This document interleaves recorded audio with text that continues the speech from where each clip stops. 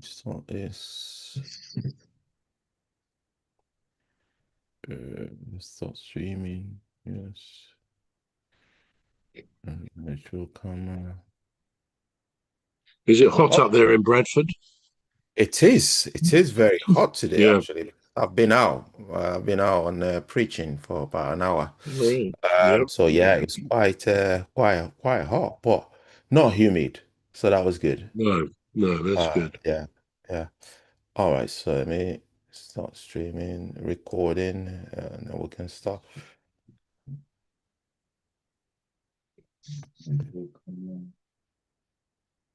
Is it hot up there in Bradford? Yes.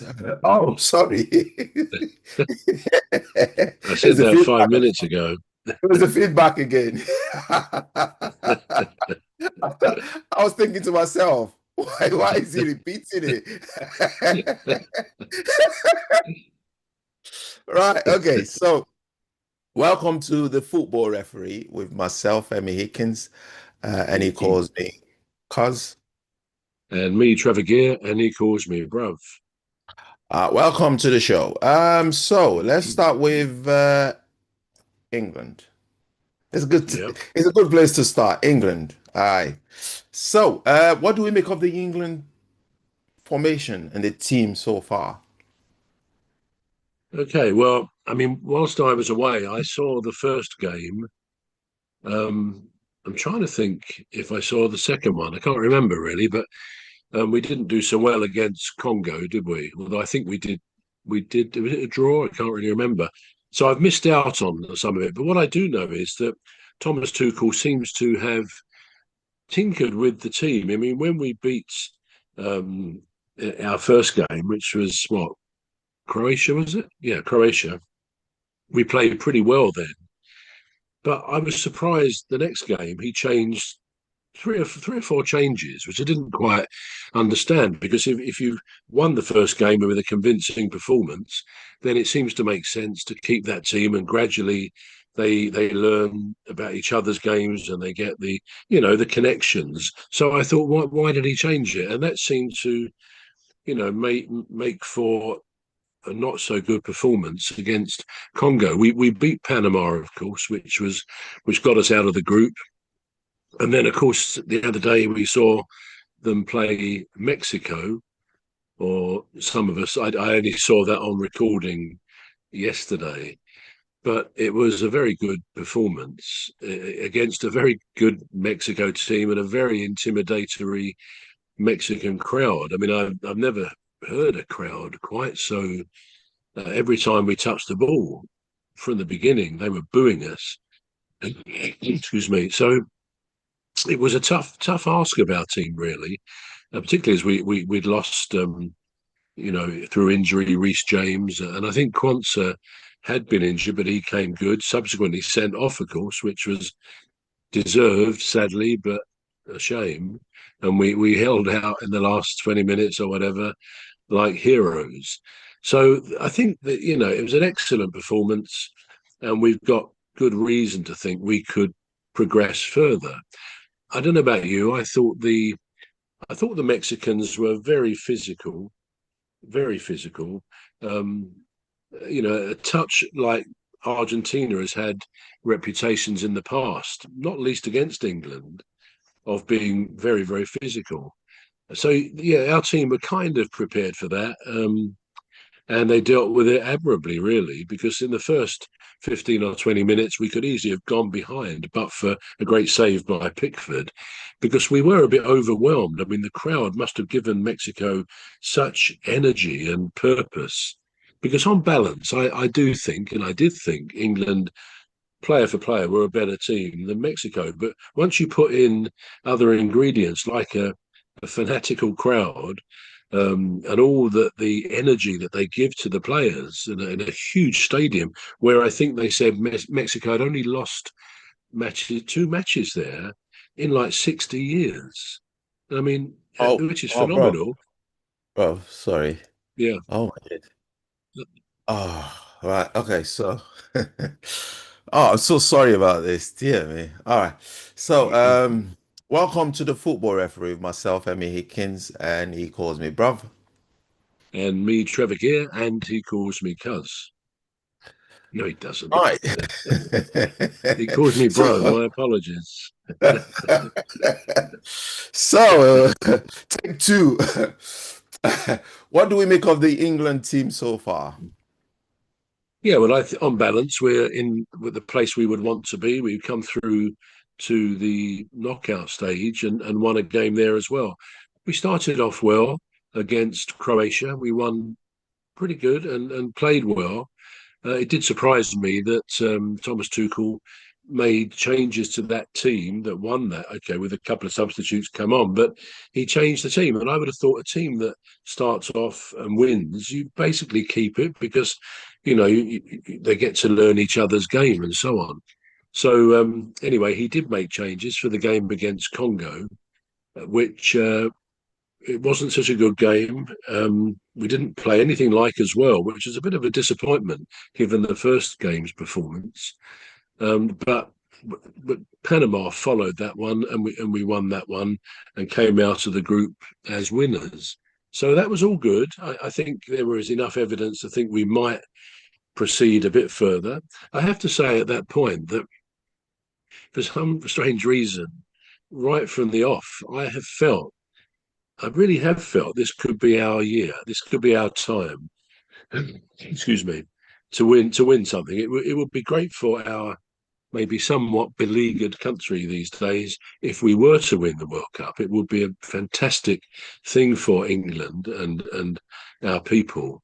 So I hope my gut feeling may have some substance and that we do win it.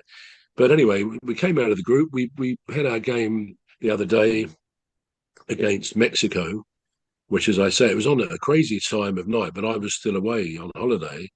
But I did manage to see this on record late yesterday without knowing the score, so that was quite good. And we played really well against the intimidation of a massive crowd of 90,000 in a fantastic stadium. So that Mexico started off with the benefit of all that energy coming from these fanatical, intimidatory supporters. And England had to weather that storm, which they did up until the hydration break in about 22 minutes, thanks to a very good save at one point from Jordan Pickford. But I think once we'd weathered that storm, we gradually became the better team than we were. Man for man, we were a better team, I think, than the Mexicans. They had some very good players, but they also turned out to be a very physical team. Not dissimilar to some previous South American teams, such as Argentina on occasions, very physical. And although ironically it was one of our players, Quansah, who got sent off for a badly timed tackle. So really it was all hands to the pumps for the last 20, 25 minutes to keep them out. I mean, I must admit, I was thinking when I was watching this replay, maybe it's not the best answer. Attack is the best form of defence, even with 10 men. But they weathered the storm and it worked. So, yeah, we progressed. And, of course, much to the disappointment of Mexico, one of the host countries, they didn't. And, of course, each of the host countries has been eliminated, which is a shame in some ways for those host countries' fans. But for England, yeah, I think we're looking pretty good. I think in the Mexico game, Jude Bellingham was incredible, as was Harry Kane. I would think most other international teams at this tournament will be thinking if only we had Jude Bellingham or Harry Kane, because they are just phenomenal footballers. And Kane has been that all this season. I think he's in this tournament so far. I think he said he's scored 76 goals this season so far, which he says he's never got that many before, and I'm not surprised. He's broken so many records for in Germany, Bayern Munich, since he's been there.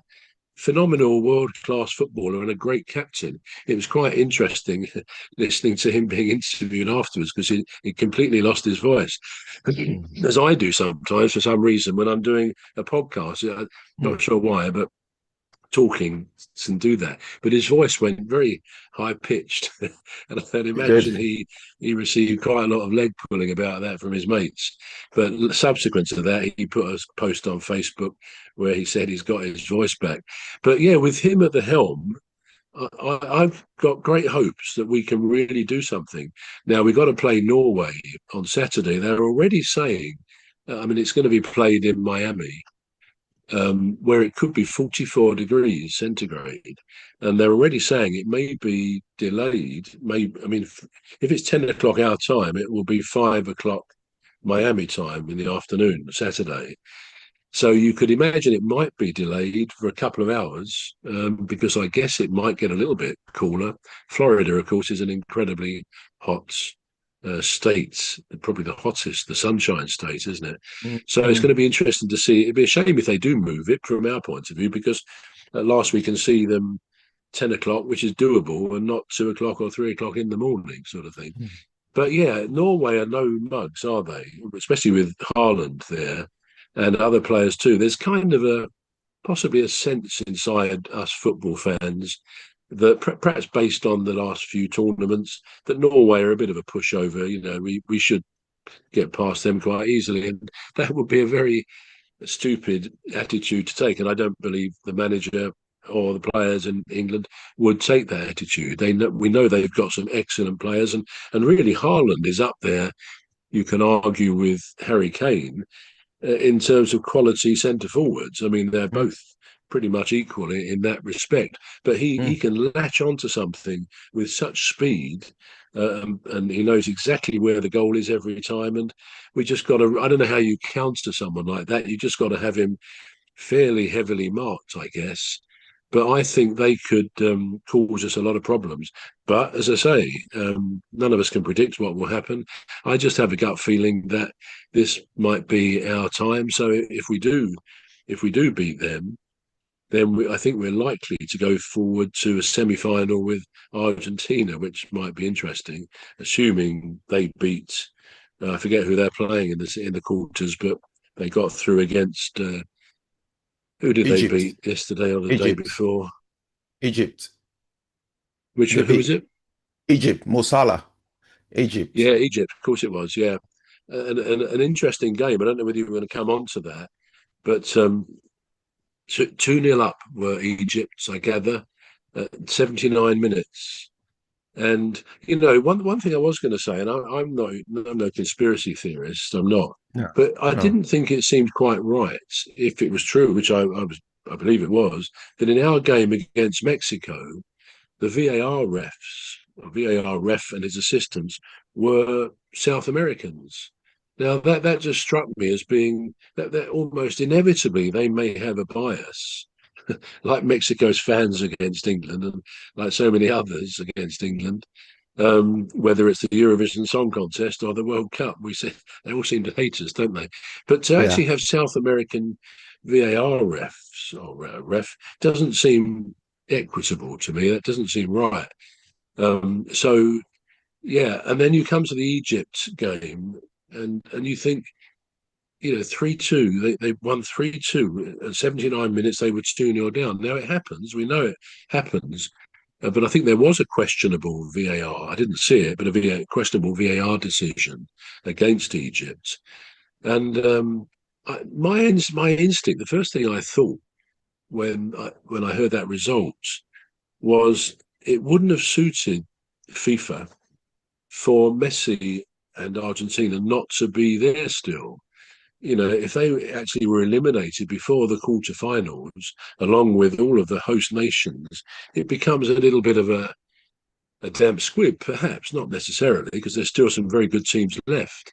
But again, our minds go to things like that. You know, how could it be that they still managed to win that game? Yeah, they scored some very good goals. I mean, Messi did miss a penalty in the first half, so he's human after all. But yeah, I don't know. Argentina have got a bit of a reputation for being physical, and it will be very interesting if we do end up meeting them. If we beat Norway, and they beat whoever they're playing. In fact, I think they're playing Switzerland, aren't they? Because Switzerland I think, beat that they won last night against Colombia. That's right. Yeah. Yeah. So, and I think Argentina, on paper at least, should beat Switzerland. You never know, but that's likely. And if we do beat Norway, which on balance I think we might, it's going to be a very interesting semi-final, a really interesting one, to put it mildly. So yeah, England, I think we're doing well. Shame about Jordan Henderson, what he did. He Yeah. fell over the hoarding, didn't he? And Yeah. he obviously had a very painful wrist break because he was given oxygen. And I read earlier today, he said something from, I think, from hospital. I think he's had an operation now, but he didn't Mm. even mention that to his credit. He just wished the team well. He said it was all going so brilliantly well, and he wished them the very best. Obviously, whether he'll rejoin them now, I don't know. But Well, yeah, that was a shame. Right at the end, in all those celebrations, for him to do that. But I yeah. don't think it deterred the others. I think the thrill of what they did was very much there. They've celebrated, and now, no doubt, probably from tomorrow, they're going to be preparing for Saturday's game. But Yeah. it will be an extreme heat, whatever the time they do it. And that's going to All be a right. feature, I think, of this, isn't it, really? Yeah. Yeah. Well, first of all, amen to the possibility of the World Cup coming home. I really love that. I enjoy that. I we deserve it. We deserve. I don't think anybody else deserves it as much as we do because Mm, we've worked so hard and we've been so patient over the years, mm, just to have it. Just have it that once. So yeah, so I'm really rooting for England. absolutely. Now there were quite a few pointers for me in the game. Um, First of all, there was a confusion about whether we were going to have an early kickoff time of 7 p.m. and that fizzled out.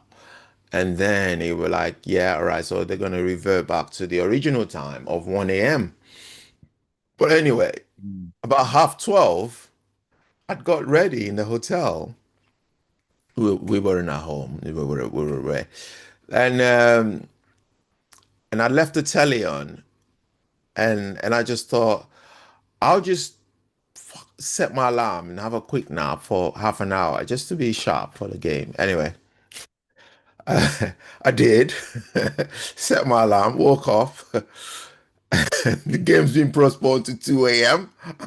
yeah, yeah, I'm like, whoa, I could have set my alarm and slept for 2 hours or an hour and a yeah, half. Anyway, so I then set my alarm, or did I forget to set my alarm? But anyway, cut the story short. When I woke up, we were 2-0 up. I woke up and we're 2-0 up. I was like, what happened? I was looking at it and thinking, are you sure it's not Mexico? It's England. It's 2-0 up. And it's like, Jude Bellingham scored both goals. I'm like, wow, mm, okay, we're in for a treat. But when I woke up and I started watching the game, I thought, oh my days, these people are so fast. The mm, Mexicans are so fast. And they were playing really fast ball at England, just like really, really fast ball. And I thought, we can't survive this. This is just too much. mm, Um, and then because we couldn't get at one point we couldn't get out of our half. We were just pinned in there. It wasn't because we were playing a defensive game. It was just we just couldn't get out mm. because it was so fast. But anyway, it then happened that we then got a red card. I thought, Yeah, right, this yeah, is all we need. This is all we need. And I thought, that's it. We're never going to survive this. There's no way in hell we're going to survive this with a red card, with the way that these people are playing. It wasn't the way that we was playing. We were playing all right. It was just they were just too mm, fast. And mind you, we only had about 3,000 of our fans there. And you yeah, said 90,000. So minus yeah, 3,000, yeah, you can absolutely. see how overwhelming, Mm, the support for the opposition was. So anyway, and then it came up to when we then scored. I can't remember now. We scored the third goal. As soon as we scored the third goal, not then they scored one. I thought, right, they're gonna score another one. So we Yeah, I think had we were 2 up, weren't we? And I think they got one. one, They yeah, got one back. So at one stage it was 2-1. Yeah, yeah, yeah. and So at then one we got stage, another one. and then we got another one. It was three, Yeah, and then and then there was a decision that I thought this is not going. This is going clearly going against us. There was a decision in the box that yeah, resulted in the penalty. I don't think that was a penalty. mm, I'm not being biased. I'm just being real. I don't think yeah, that was a yeah, penalty. Two players raised their legs. The two players, they went for the ball. yeah, And Harry Kane, according to the VAR, what I saw, he actually touched the ball. He actually touched the ball before the other person touched the ball. So, you know. But anyway, we won. That was the main thing. And just like every other England fan, and I don't know if I'm speaking for every England fan, but certainly a few England fan. When we drew against Ghana in the preliminary stages, I thought this team is not really up to scratch. That's what no, I thought. At that point. I thought if we can't score against Ghana, there's still teams like France. mm, There was Germany at the time. There was a lot of other teams that that could really do us harm. But then there was something that the one of the pundits on television on ITV studio said. He said, "Well, we're going to see the real England when we face tougher oppositions." And that's true because we've yeah. seen it. That's what's We've seen happened. it now. Mm, That's what's happened. So I'm not mm. afraid of facing France or Argentina or whatever team. Bring it on. Spain as well. Yeah, Spain, yeah. I don't think Spain's that very good in this tournament. I mean, they beat Portugal, but I don't think they really. I don't I don't know what's gone wrong with the team, but mm, I don't think they're really gonna do any harm this. I don't think they're going to do any harm this tournament anyway. Now, what do we? I know we've talked about the Argentina. You've talked about the Argentina Egypt game. Now, what do we make of? Did you see the game first of all? no, No. All right. So there was an infringement. So the guy that scored the goal was something Zico or something, Mohamed Zico, the Egyptian player. And what happened was in the build-up, he wasn't involved. In the build-up, because he only got a pass. In the build-up, there was a shirt pulling on an Argentina player, and he went down. There were two players. He was boxed in between two players. One of them pulled his shirt and he went down, and then the goal was scored later on. And I thought to myself, that goal should stand. I saw because I watched it. I thought the goal should yeah, stand. But then when they went to VAR after the goal been scored, went to VAR. It then went to VAR, and it was like, yeah, the goal was disallowed. And I honestly thought, just like you, that there was an agenda mm, yeah. To keep Argentina in the tournament. But then you think to yourself, if there was an agenda to keep Argentina in the tournament, they still had to fight a two-goal deficit because they were two goals down. They still had to fight a two-goal deficit, Yeah, but of you know. course. Yeah, I mean, it's hard to say, but I think there is an issue on Mm, this. Although I didn't see that, I did hear about it that that maybe the goal should have stood because first of all, the ref didn't give a foul, and on that point, I've long held the view, and there's so much shirt pulling in football. We see it in the Premier League and our other domestic leagues mm, every week, and we see it internationally as well. And to me, it's one of the most, I won't say spiteful, but it's one of the most glaringly obvious fouls there could be. And you see it in the penalty area, and they don't give penalties or fouls very often. Now, the point is, VAR isn't normally there to recheck a foul unless it's possible dangerous play, a possible red card. So, Mm, by definition, if the ref may or may not have seen the shirt pull in real time, but he didn't see it, the linesman didn't see it, they didn't give anything. So, mm, arguably, unless we're looking at VAR as a corrector of everything that might have gone wrong, mm, that should have been ignored, in my opinion, because then, by all accounts, as I say, I didn't see it, but Egypt went on with a very good run, etc., etc., and eventually scored a very good goal, what looked like a very good goal, apparently. And mm, then, of course, VAR doesn't just look at the offside or the person with the ball; they go back, and really the issue, I think, is how far should they go back for other stages of play? uh, Sometimes we see it quite a lot, don't we? Where they check offside when a goal is gone. Okay, not offside. Then they check this. Then they go back to something else. How far are they going to go back, for goodness sake, if the ref hasn't actually given anything wrong? And mm, on the point of this shirt pulling, for me, it should be a yellow card every time. Because it may then stamp it out every time, whether someone's got the ball or not. If they're spotted by the ref or the linesman pulling someone's shirt. It's a horrible, horrible foul to give, although it's not often given as a foul. Someone's beaten you fair and square with a very clever tackle or dribble, and then you mm, pull them back, sometimes ripping their shirts as well. I think that should be completely outlawed. You see it in so many situations. And anyone who has played football, as I have done, and probably you have done, you know full well. And it wasn't really when I used to play. I don't remember it being a huge issue that it is today. But if you go past someone and they grab your shirt, you in the moment you want to turn around and smack them one because it's so out. It's not sporting at all. It's the absolute opposite of sporting behaviour. It's gamesmanship mm, at its worst. So I would bring in a rule which says anyone caught shirt pulling will be booked. And of course, a second offence, like anything else, you'll be sent off for that.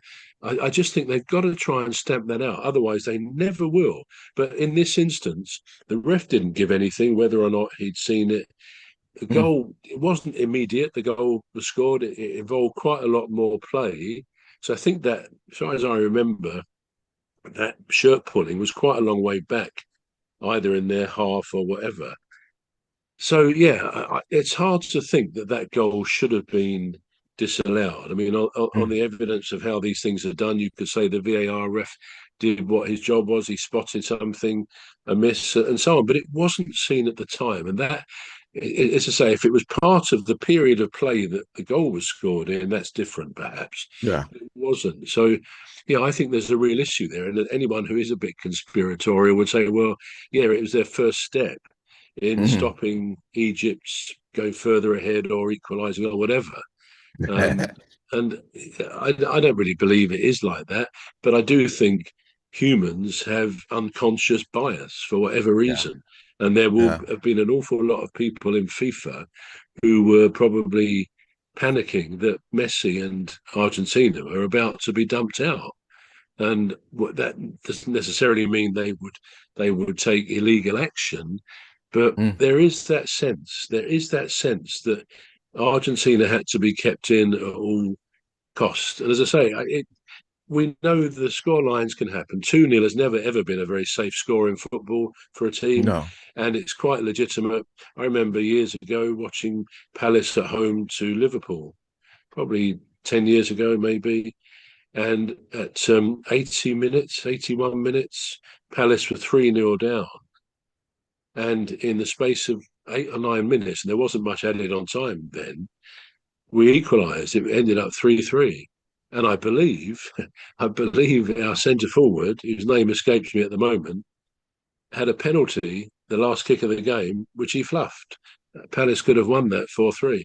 But so it does happen, losing 3-0. I think it was 82 minutes. Mm. We were losing, and we ended up drawing and could have won. So I don't really think there's anything suspicious about the result. It just obviously suits FIFA Mm. that Argentina are still there, I would imagine. Yeah, probably an agenda, hidden agenda. Right. Okay. Now Neymar. Brazil's out. Yeah, And Neymar got to play. Now, this could probably possibly be his last World Cup appearance for Brazil. Who knows? We don't know.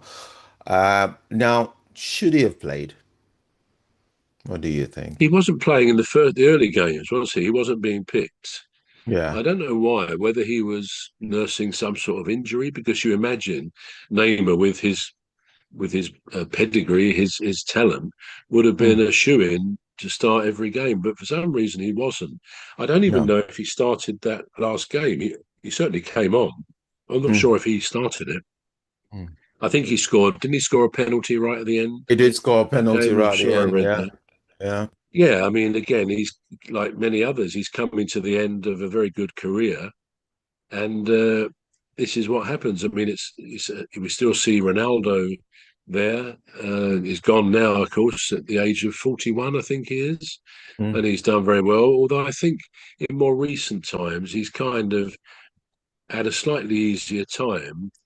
As a number 10 or even a number 9, he doesn't really put himself about too much, Mm. unlike the days when he was a winger and he was up and down the line. But yeah, a quality player, and it's always sad to see these players go. I mean, you never know with Ronaldo and Messi, because Messi's 39, Mm. whether they'll be there at the next one as well. I mean, they seem to be, as I say, a shoe-in for their teams, and it must be quite difficult. I've sometimes thought for their managers, international managers, to Mm. substitute them. I think one of the games with Portugal, the manager Robert, what's his name, Roberto something, um, he did substitute Martinez. Martinez. He did substitute Ronaldo, much to Ronaldo's apparent displeasure. But it must be difficult to sort of put Messi's number up. Off you come, sort of thing. Messi's an absolute luxury, because he wanders around without any great urgency. He doesn't really break a sweat too often, as far as I can see. But when he Mm. does get action, when the ball comes to him, he performs. Okay, he missed a penalty, but he scored a good goal in subsequent to that, Mm. apparently.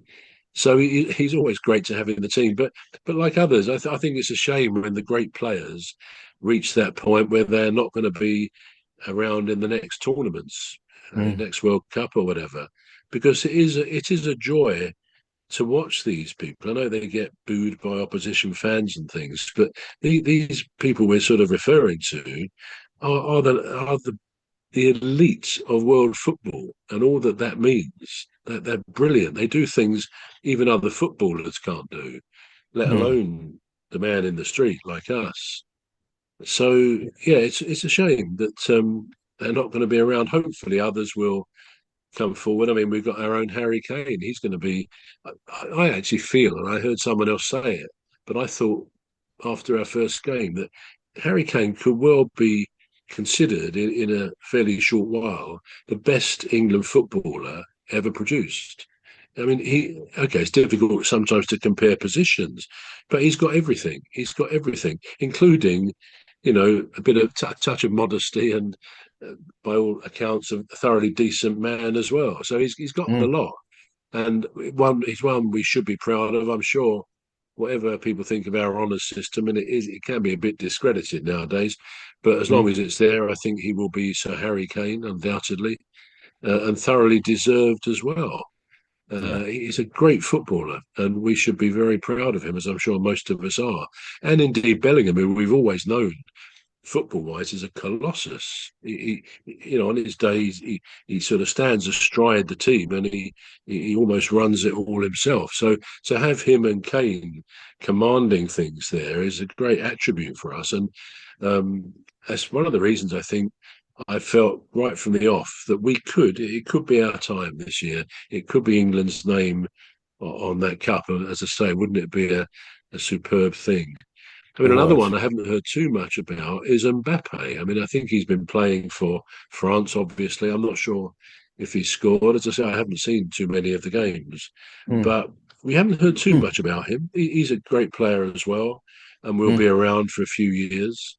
But yeah, we need to learn, fans need to learn to appreciate the presence of these great players mm. because they're not there Ooh. forever. They're not. And so yeah, it's going to be an interesting next couple of weeks until the final. I think on the 19th of July, isn't it? The World Cup final. Let's Yeah, just hope England figure in that final. It would be wonderful, wouldn't it? it would be. It would be. It would be absolutely amazing. Can you imagine the buzz on the streets? Yeah, Can you just, flags it's, everywhere. Quite I rightly, know. flags everywhere, Mm, and it would yeah, be tremendous, it would be. tremendous. It would be. Now, the World Cup Golden Boot race is Yeah, heating up. Okay. So in on, three players on 7 goals each, right? Messi is one, isn't he? This is what, Yeah, yeah. But inevitably. I think Messi has eight since this has been published. So Messi has eight. Kylian Mbappe and Erling Haaland both have seven All right. each. Mbappe has scored goals. Yeah. Mbappe has Okay. scored goals, yeah. Then Harry Kane, our beloved Harry Kane has five. Then you have Osman Dembele, Yeah. he's on four. Mikel Oyarzabal, he's got four. Vinicius Junior has four. And then there's a surprise one. You're gonna love this one. He plays for Palace. Ismaila Sarr. So yeah. Yeah, he's on the Yeah. list as well. So that is the list for the Golden Boot as it stands right now. Ismaila Sarr is obviously eliminated. So, they're no Yeah. contenders anymore. Vinicius Junior is no contender anymore.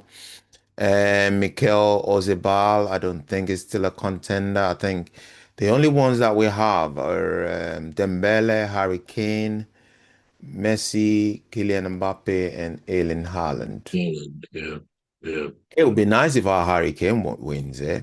It would be brilliant. Yeah. It would be. Yeah. It would be.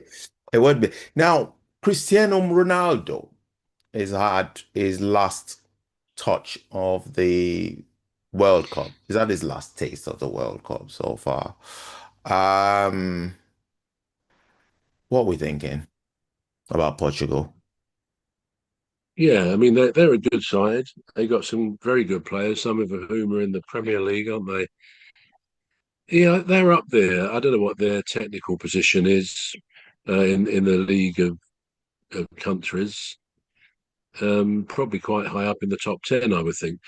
It was a shame to see them go, but and of course you see the almost grief on the faces of the players and their fans. It's a big deal to get dumped out of this competition, which teams and countries prepare for 4 years to get there. So and conversely, you see the joy in the faces of the fans and the players of the winning teams. And it's just a thought that comes to me there, which I was talking to somebody about. We all love a penalty shootout. Maybe we all love and hate it. If it's our team involved, I suspect we might not love it quite so much because we know in England's case they don't have the best history, although we've done better in more recent competitions when we've had penalty shootouts. But over the years, we've not done well. And just as an aside, really, on what we're talking about in the World Cup, it seems to me not not the fairest way to decide a match because it's a lottery, isn't it? Right at the end there, it's a complete Mm. lottery. No matter what's gone on during the game, okay, by definition, it's been a draw in full time and extra time as well. So there's got to be a way of deciding the winners better than tossing a coin, obviously. I think over the years they once tried something called a golden goal, whereby you had extra time, and when a team scored, if they did, the game stopped. That was it, Mm, and that again didn't seem wholly satisfactory. But when mm, you think of the penalty mm, shootout, mm, the sad thing is, I know a coin is cost to see at which end it is, but it doesn't. First of all, it doesn't seem right that both teams face the same fans. So one team is going to be up against a huge set of fans there. And inevitably, when their player comes up to take the penalty, there's all sorts of things going on behind the goal to distract, not to mention the noise, but to mm, distract the penalty kicker. So that's the first thing. I think if I were in charge of it, if I were to keep the penalty shootout, I would say, right, we've got to operate it at both ends. You either have one of the linesmen to save the ref going to both ends, or he goes to both ends, so that each each penalty taker is either taking it with his own fans there or the opposition fans. Probably fairer if they do it against the opposition fans. So that's the mm, first thing that doesn't strike me as fair in penalty shootouts. Second thing is it is a lottery. It's all about who can keep their nerve and kick the ball best into the penalty into the goal. Obviously, some are better at it than others, but mm, whether that is that a real reflection of the game? Who knows? What I would do, even though I suspect we would probably all miss the penalty shootout, because mm, it is an attractive thing to watch as a neutral at the end. It is to see the huge pressure players and managers are under when they mm, take them. Some literally can't watch. Some of the team, some of the managers, they literally can't watch what happens. So I think if I were to change it or suggest changes, what I would say is at full time and the end of extra time, if it's still a draw, then the team that's had most corners wins. Because that would actually reflect, hopefully, okay, it may only be one corner difference, but it might encourage teams to be a bit more attacking.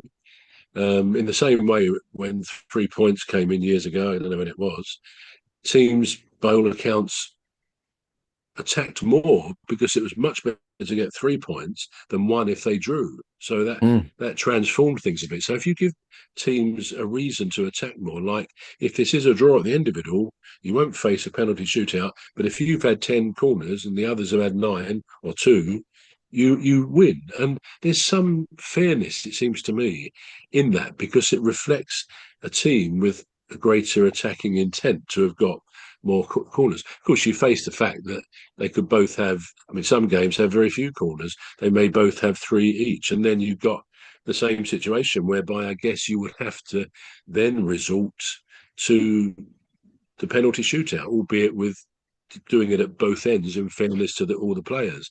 mm. But yeah, I think it's not the most satisfactory way of ending a game. I think when it was devised, it probably was done for fans because it is exciting, but not if you not if your team is doing it. It's a different cup of tea on that basis. It is. So It yeah, that is. that was something that occurred to me that it's a sad way to go out for any team on somebody missing a penalty. And and all the heartbreak they feel and the guilt towards their team and so on. But yeah, that's the game, and I guess it's the way it's going to stay. Yeah. Well, I hope FIFA is listening because that's a very good proposition. The team Yeah, that they're going has to the take most. notice of what I say, aren't they? Well, you don't know. You never know. They're not going to give you credit, but you never know. Somebody sits there and goes, "Do you know, I was watching this podcast and it's on football, and Yeah, I yeah. think that's a good idea. They're not going to give us credit, but I hope you're watching FIFA. If we see you implementing it, we're going to ask. We want, yeah, we want royalties. Good We're going to stuff. be wanting we're going to be wanting some form of royalties and recognition. So watch out, FIFA. Right. Anyway, this is all we've got time for on this segment of the football referee. We're now going to go into the second segment, and I hope you join us on the second segment as well. I've been Emmy Hickins, and he calls me Cos. And I'm Trevor Gear, and he calls me Bruv. It's goodbye from me on this segment. Goodbye from me too.